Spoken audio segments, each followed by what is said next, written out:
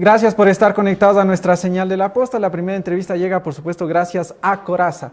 Coraza, recuerda que todo lo que necesitas lo encuentras, está en un solo lugar. Vehículos livianos, pesados, maquinaria agrícola y repuestos están en Coraza. Coraza, desde 1946. Visítanos en Guayaquil, en la avenida Carlos Julio Arosemena, en el kilómetro 4.5, y síguenos en todas nuestras redes sociales como Coraza Ecuador. Dicho esto, le damos la bienvenida al ministro de Obras Públicas, el ingeniero Marcelo Cabrera. Ministro, ¿cómo le va? Muy buenos días. Buenos días, Jeff.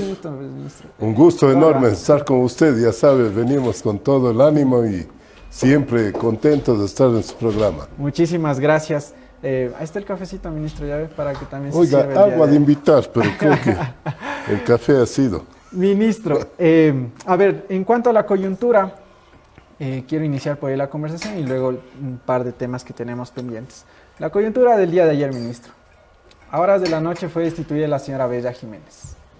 Bella Jiménez, que la nombró, en el cual se lo nombró usted, diciendo que se le habría acercado a pedirle algún puesto. De alguna manera nunca quedó claro este tema, ministro. ¿Esto fue así? Y sobre todo, ¿qué primera sensación le deja la destitución de Bella Jiménez? Bueno, yo creo que el Parlamento, la Asamblea ha caído en un nivel muy bajo. Ciertamente es lamentable por eso, Jeff. Por otro lado, yo creo que ha aclarado lo suficientemente bien con relación a los supuestos pedidos de la ex asambleísta Bella Jiménez, y creo que la cosa ha quedado claro. Yo estuve en la comisión de fiscalización de la Asamblea, estuve también en la Fiscalía, estuve en la Comisión de Ética, de tal manera que ha quedado absolutamente claro. No hay ningún funcionario que la señora haya puesto en un organismo técnico como es el Ministerio de Transporte y Obras Públicas. Pero hubo el pedido. Mire, Jeff, yo les recibí, como recibo todos los días a los asambleístas, siempre vienen con absoluta razón a preguntar cómo andan sus proyectos, cómo andan sus temas relacionados a todas y cada una de las provincias, y definitivamente esa es la razón de mi conversación que tuve en los primeros días de junio con la señora Jiménez. ¿Pero ahí se le insinuó algo la señora? Absolutamente nada. ¿No le dijo, quiero este No, puestito por aquí? de ninguna manera. Además, mire, Jeff, yo soy un hombre, ya he pasado por esto años. He sido prefecto y alcalde y no me van a sorprender con esos temas. Perfecto. Cambiando un poco de tema, ministro, la famosa focalización de los subsidios para el transporte, para los transportistas, algo de lo que se ha venido dialogando, las distintas mesas técnicas. La semana anterior ya había un primer anuncio al respecto. Aquí estuvo sentado el presidente de los transportistas de Pichincha, el señor Carlos Brunis. Decía que por parte del gobierno había ya un primer estudio de una consultora sobre cómo se podría realizar la focalización, que eso les iban a entregar. Decía, aún no nos han entregado, ya pasó la reunión, no tenemos conocimiento de esto. Hacia ese tema quiero ir, ministro. ¿Cómo va a ser, si nos puede ya adelantar un poco de cómo sería esta focalización o lo que determinó este estudio de la consultoría? Mire, Jeff, nosotros hemos tenido un trabajo inmenso, no solamente esos días que usted dice, el último fin de semana, mientras usted disfrutaba del feriado largo, estuvimos todos los días, desde el viernes, sábado, domingo, trabajando en reuniones con los transportistas, porque eso nos ha pedido nuestro presidente: diálogo, conversación, acuerdos. Y en ese contexto, le digo sinceramente, hemos avanzado muchísimo. Mañana deberá darse la reunión con el señor presidente de la República, que tomará las decisiones finales. Sin embargo, le digo que por lo pronto lo que tenemos es focalización para el transporte público. ¿Cuál es el transporte público? El transporte público es aquel que lleva a más del 70% de la población, que es el transporte urbano, el transporte inter e intra, y además sus tarifas son fijadas por el gobierno o por los GATS, de tal manera que hacia ellos irá dirigido el subsidio. Por otro lado, en el resto de modalidades, como son taxi, como son carga pesada, como son el transporte escolar, el transporte turístico, en fin, ese tipo de transporte es comercial. Para ellos habrán compensaciones, porque lo que hemos hecho es trabajar de manera muy, muy minuciosa con cada una de las modalidades, de tal manera que en ese contexto estamos avanzando, Jeff. Entonces se confirma que la focalización será para el transporte público, las compensaciones serían para el transporte comercial. ¿Estas compensaciones más o menos cómo serían? ¿Qué porcentaje? Bueno, ahí hay algunos temas, agilización de los trámites, aranceles, etcétera, etcétera, que no quisiera todavía, Jeff, adelantarme mientras no lo sancione el presidente de la República. Pero la veña del presidente, ¿existe ya la veña del presidente al menos para la focalización del subsidio en el transporte público? Exactamente, así es. Ese sería un primer acuerdo al que ya llegaría. Así es. Finalmente, para darle la palabra al Javi Montenegro, es importante el anuncio que nos hace, ministro, sobre la focalización, que sin duda ha sido algo de los temas que estaban en coyuntura. De esta manera ustedes estarían apagando ya un primer incendio de los pequeños incendios que está habiendo alrededor del gobierno, de distintos sectores que reclaman su postura alrededor de este tema. Con los transportistas quedaría de esta manera subsanado todo, porque, por ejemplo, el señor Bruni, recuerdo, si no estoy mal, si la memoria no me es infiel, no estaba tan convencido con las compensaciones. Pero en ese sentido, ustedes tienen, digamos, está entre los dos sectores ya llegado a este acuerdo para que se pueda ya concretar en estos anuncios. Bueno, hemos adelantado muchísimo, Jeff, y yo aspiro, porque no es solamente mi deseo, sino el deseo de todos los ecuatorianos que este país tenga paz y que todos naveguemos o vayamos remando hacia un país en donde tengamos las oportunidades necesarias de trabajar y de hacer lo que nos pide nuestra familia, es decir, darle estabilidad suficiente. En ese sentido, creo que hemos trabajado lo suficiente, hemos llevado de una manera amplia, sincera, diálogos directos, no es que hemos estado a través de intermediarios. Usted ha estado liderando. De ninguna manera, así es. Perfecto, perfecto. Le voy a dar la palabra a Javi Montenegro, que tiene más interrogantes, y después seguimos conversando. Ministro, esta va a ser su cámara, por favor. Desde luego, le estoy viendo a Jaime con un hermoso sombrero ahí al fondo. Gracias, gracias. Es quizás el único que piensa eso, según la caja de comentarios. Ministro, muchísimas gracias por esta entrevista. Sin lugar a dudas, el anuncio de la focalización de subsidios nos llama la atención, porque, claro, este ha sido el pedido. Incluso Brunis aquí dijo: yo no quiero compensación, yo quiero focalización o nada. Sin embargo, esto todavía tiene que pasar el filtro final del presidente el día de mañana, que entiendo dará luz verde si es que quiere evitarse más conflictos de los que ya tiene. Pero quisiera preguntarle un poco cuál es la metodología que están escogiendo para esta focalización. La focalización sería bajar a un precio subsidiado los combustibles del que ya está, o mantenerle para ellos en el precio en el que está y que para la ciudadanía común siga subiendo según el precio del petróleo en el mercado mundial.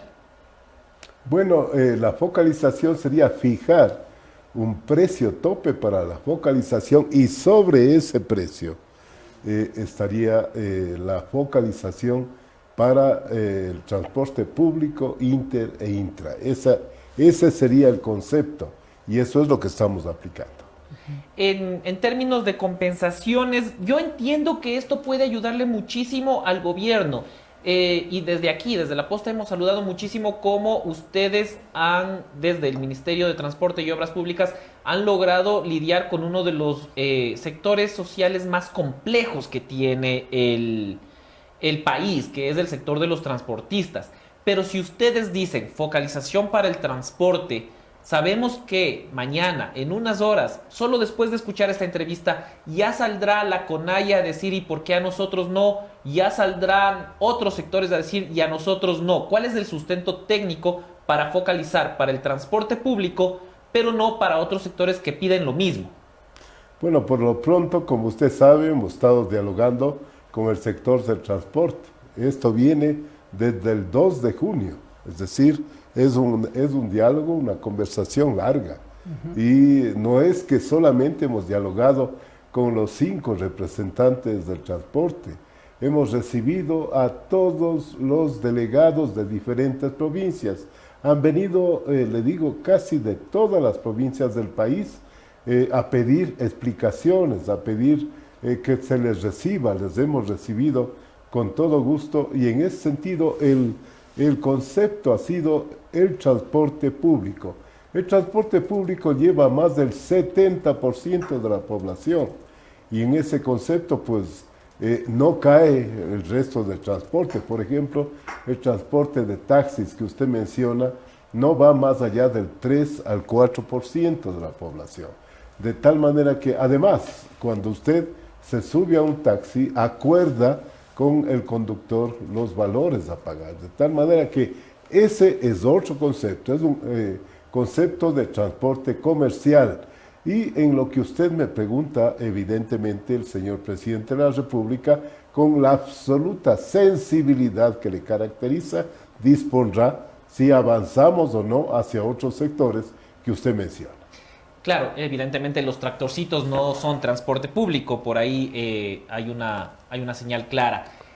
Esto, antes de abordar otros temas, sí me llama la atención cómo su ministerio, o en particular, su figura, ha logrado lidiar con un sector y otros ministerios, específicamente el Ministerio de Gobierno, no ha logrado lo mismo. No lo ha logrado en la Asamblea, no lo ha logrado con las diferentes organizaciones sociales.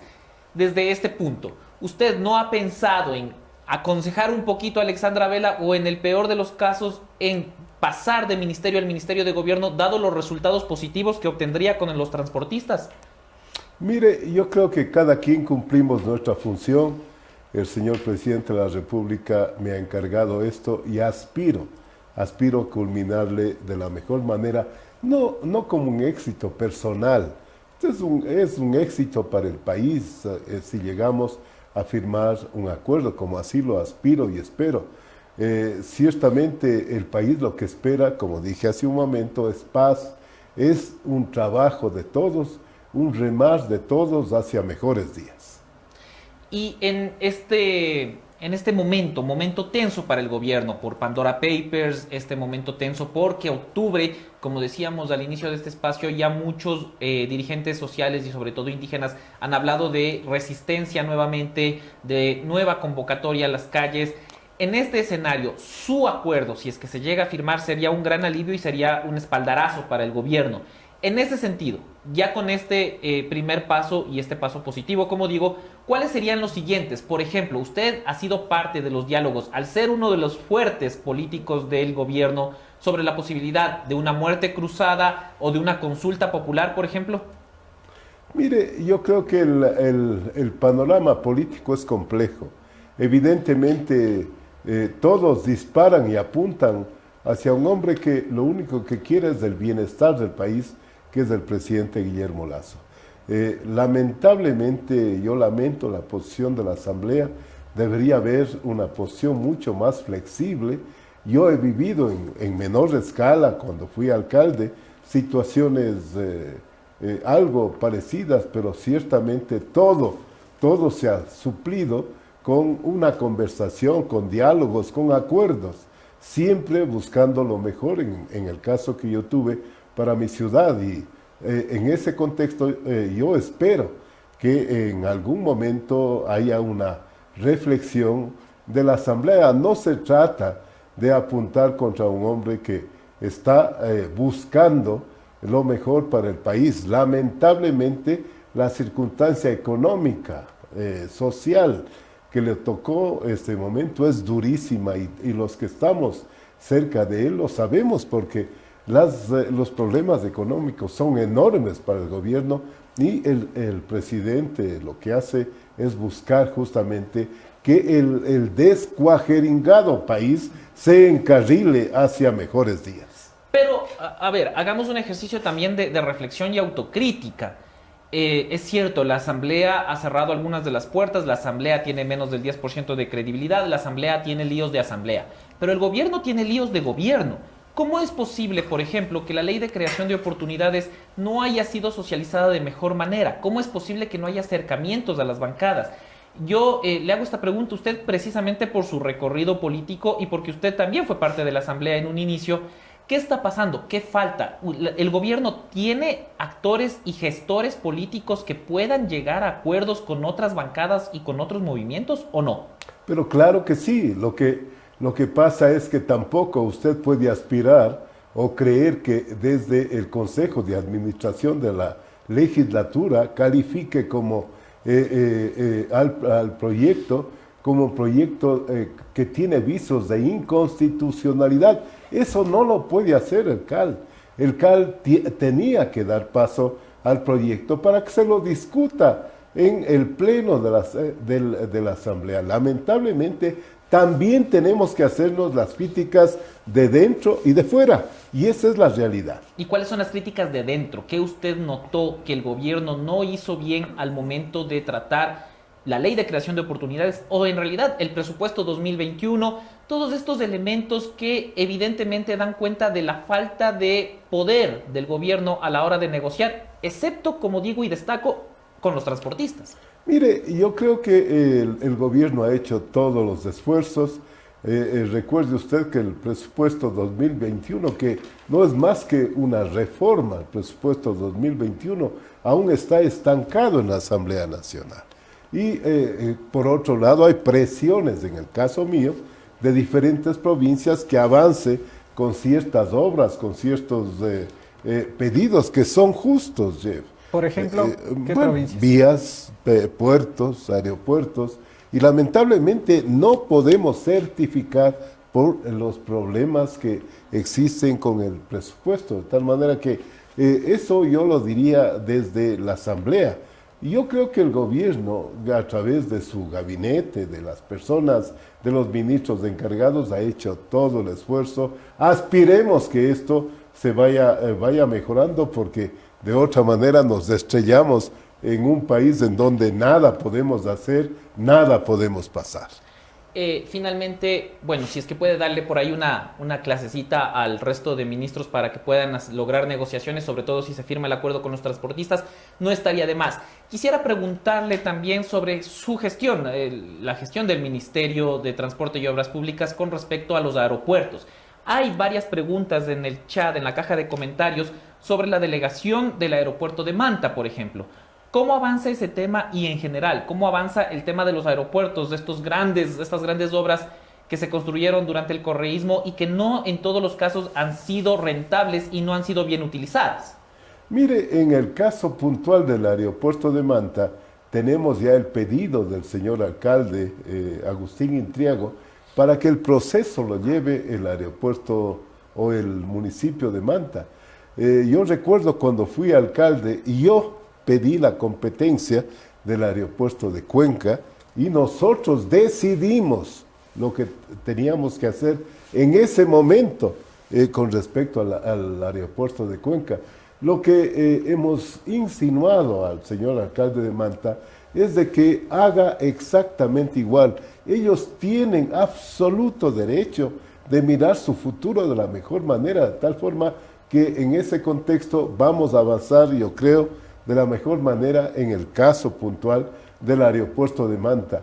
En otros casos, le digo, aún no se da la recepción de ciertas obras que hizo efectivamente el gobierno anterior por parte de la DGAC, y en ese proceso estamos. Es decir, primero deberían venir los aeropuertos que fueron hechos con inversiones inmensas nuestras, de los ecuatorianos, de diferentes provincias del país, hacia la DGAC, y desde luego a través de la DGAC que se tomen las mejores decisiones. Le voy a comprometer, antes de darle la palabra a Jeff, le voy a comprometer entonces a usted y a su equipo de comunicación a que nos ayude con el listado de aeropuertos que aún no son entregados al ministerio. A mí me suena impensable que la Dirección General de Aviación Civil todavía no haga este trámite que parece un tanto lógico para poder dar gestión a obras construidas con el dinero de todos los ecuatorianos.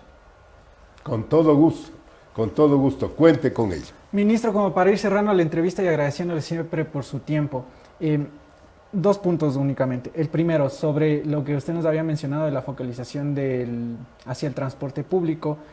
¿Se tiene una cifra de cuánto costaría esto? Porque más bien los subsidios a los combustibles per se venía costando al Estado más de 2.600 millones.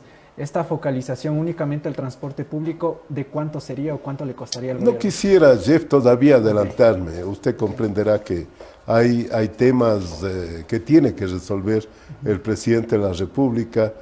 No soy yo he hecho un trabajo de abajo, pero ya le corresponde al presidente la toma de decisiones. Okay. Le daré exactamente los datos en su debido momento. Perfecto. Y para cerrar, el tema de los radares, ministro, que también lo anunciaba en las últimas 24 horas usted, llamando a una revisión urgente de los radares. Y una declaración que me llamaba mucho la atención de usted es que la función de los radares es preventiva y no recaudatoria. Pero si vemos, por ejemplo, este tema en Ambato, creo que más el fin es recaudatorio antes que preventivo. Usted va a ser de Ambato, por eso no he tenido, no he sido de allá. Pero más o menos, ¿cómo va a ser la evaluación de este tema de los radares? No, esa linda ciudad a la cual yo aprecio y tengo muchísimos amigos. Mire, es que es la realidad, mi querido Jeff. Estos dispositivos tecnológicos, estos radares, como se lo llama, son dispositivos que a usted deberían darle seguridad, le deberían, son dispositivos que le deberían prever situaciones, más no. Se equivoca en un segundo y tiene que pagar los valores de las multas. Mire, lo que hemos llamado es justamente a una revisión de esos dispositivos y ese trabajo lo va a hacer la CTE, comenzando desde los nuestros. Y desde luego es un exhorto a los municipios que tienen esos radares, esos dispositivos tecnológicos para que hagan de igual manera. ¿Y esa revisión tiene que ver con quitar algunos radares, con implementar más radares? De ninguna manera. Yo lo único que digo es de que cuando usted viaja, todos conducimos un vehículo, Jeff, y debería haber el anuncio, debería haber la señalización suficiente y necesaria que a usted le permita identificar que ahí está un radar, que usted tiene que calibrar su velocidad, más no encontrarle de sorpresa y calibrarle una multa. Usted sabe los valores de las multas y usted sabe, Jeff, que en alguna ciudad se habla de que el radar generó como tantos y tantos millones de dólares. No se trata ya le di un ejemplo de qué ciudad tiene... de un ente recaudatorio, sino se trata de una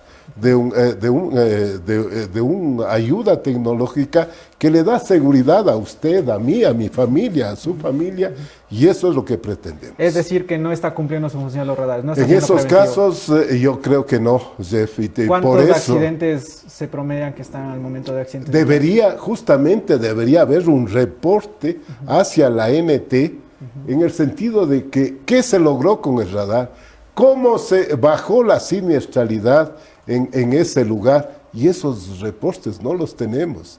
Es decir, aquí las cuentas claras y el chocolate espeso. No se sabe cuántos accidentes, o sea, no hay una data de seguimiento sobre accidentes. Es que si usted, como alcalde, implementa un radar, usted debería reportar a la Agencia Nacional de Tránsito cómo se redujo la siniestralidad en ese lugar. Y ese reporte no lo tenemos ya. Por eso, le digo aquí, las cosas tienen que manejarse de manera absolutamente recta y reportar si está o no está ayudando a que merme la siniestralidad, que es lo que nos interesa, la seguridad de la familia ecuatoriana.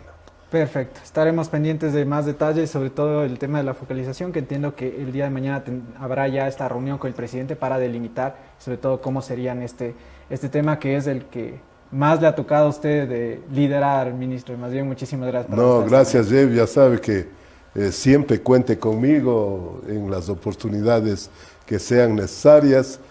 Me encanta siempre venir a la posta y en cualquier momento cuente con la información que usted desea, porque ustedes tienen la obligación de informar a la colectividad y yo tengo la obligación de darle el reporte a usted en los diferentes ámbitos que definitivamente la ciudadanía quiere conocer. Ministro, muchísimas gracias. Gracias a usted, solo me ha invitado un café. Por ahora. El programa Bueno. se llama Café La Posta, entonces estamos... Si fueran los desayunos, creo que ahí les ofrecerían algo más. Fueron las declaraciones del ingeniero Marcelo Cabrera, ministro de Transporte y Obras Públicas, en lo que tiene que ver con la coyuntura y sobre el tema de la focalización de subsidios, radares y demás. Le damos las gracias por haber estado esta mañana con nosotros.